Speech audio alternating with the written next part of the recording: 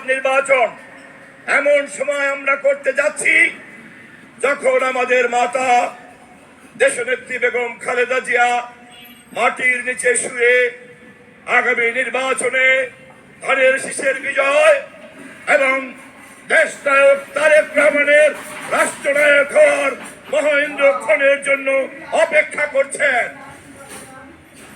আমাদের মাতা মাটির নিচে, আর ফ্যাসিবাদের শিখণ্ডী এখন ভারতে পালিয়ে আছে।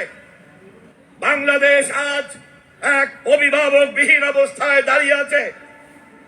এই পরিস্থিতি কেবলমাত্র দেশের মালিক জনগণরাই তার রাষ্ট্রের দেশের অভিভাবক নির্ধারণ করতে পারে।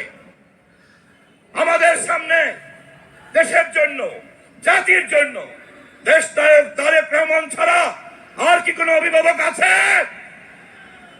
আর কি কোনো অভিভাবক আছে? আগামী 12 তারিখের নির্বাচনে ব্যালট পেপারের মধ্য দিয়ে আমরা দেশনায়ক তারেক রহমানের হাতে এই দেশ, এই জাতি, এই রাষ্ট্রকে তুলে দেব। তিনি ঘোষণা করেছেন জাতির জন্য আই হ্যাভ এ প্ল্যান। কি সেই প্ল্যান? জাতিকে মেরামত করে, রাষ্ট্রকে মেরামত করে, স্বাধীনতা এবং গণতন্ত্রকে তিনি যেমন করে রক্ষা করেছেন, তেমনি ধর্ম ব্যবসায়ীদের হাত থেকে ধর্মীয় মূল্যবোধ সম্পন্ন ধর্মপ্রাণ মানুষকেও রক্ষা করবেন। আমরা সেই অপেক্ষায় থাকলাম। আমাদের দেশের নারীদের জন্য ফ্যামিলি কার্ড, কৃষকদের জন্য কৃষি কার্ড, বেকারদের জন্য চাকরি, প্রবাসীদের জন্য দক্ষ শ্রমবল, এর মধ্য দিয়েই তারেক রহমানের নেতৃত্বে 12 তারিখের পর শুরু হবে বাংলাদেশের নতুন পর্ব। খোদা হাফেজ। বাংলাদেশ জিন্দাবাদ।